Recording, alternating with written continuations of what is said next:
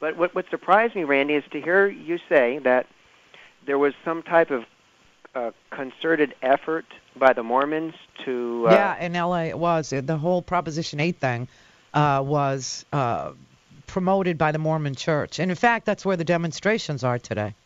Really? Because it's been my understanding, and from reading history on Mormonism, that they don't get involved with telling us what to vote for or how we should vote.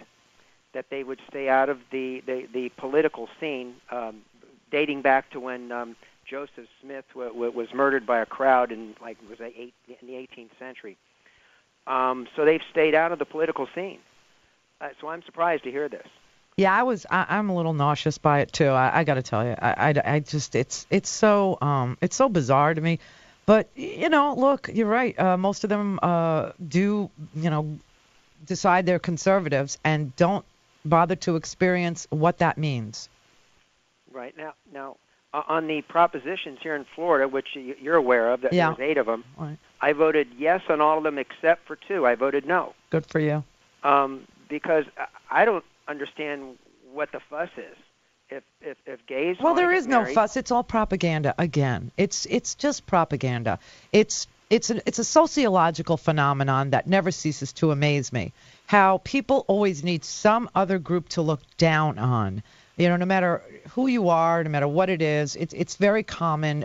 It's a sociological condition where people need to feel superior to some other group. That's why, it's funny, but there's racism within communities that are discriminated against. For instance, let's say in the black community, you've got American blacks who look down on Haitian blacks. You've got American blacks who look down on Jamaican blacks, and then Jamaican blacks in turn look down on Haitian blacks. You've got Haitian blacks. It's the same thing in the Latino community. There are Cubans that look down on Dominicans. I mean, it's just a sociological phenomenon. And until you understand what it is, you can't orient yourself to the fact that it is going on. Right. Now my wife is from Costa Rica, and 16 years ago when I met her, I said, how come you can't get a job? You live here in Hialeah. She goes, because I'm not Cuban. I said, but you're Spanish.